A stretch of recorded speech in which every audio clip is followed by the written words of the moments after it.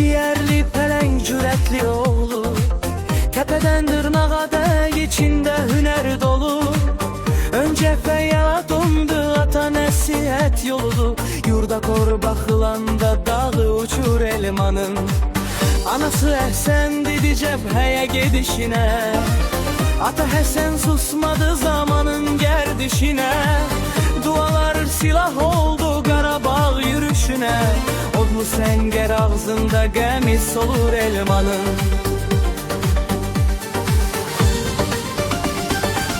Milli gidiyor desin bir əqidə qardaşı, biri havi dünyasında, biri yurdun nurdaşı.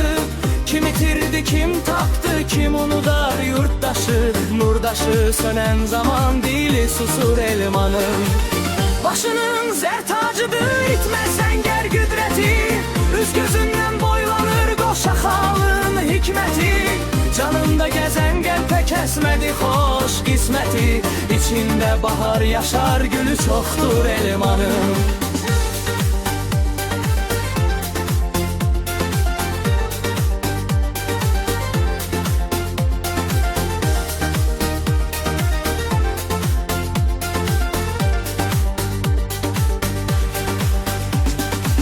Vətən canlı gidək könül verdi gül afət.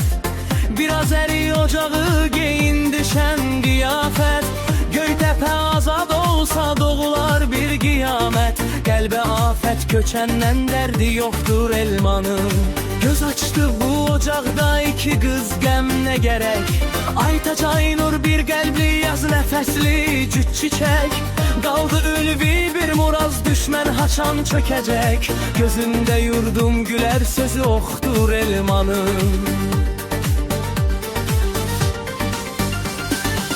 Qəlpəyə məlhəm yaxdı vurğun afət bacımız.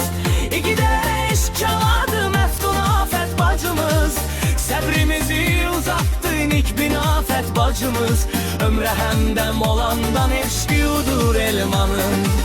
Bəzən yanır təklikdə, heç olmur söndürəni. Sevmir biganəli, silir bəd xatirəni.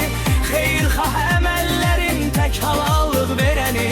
Sözü dildə yananda gözü dolur elmanın. Vətənə dəyən daşlar yenə döndü geriyə.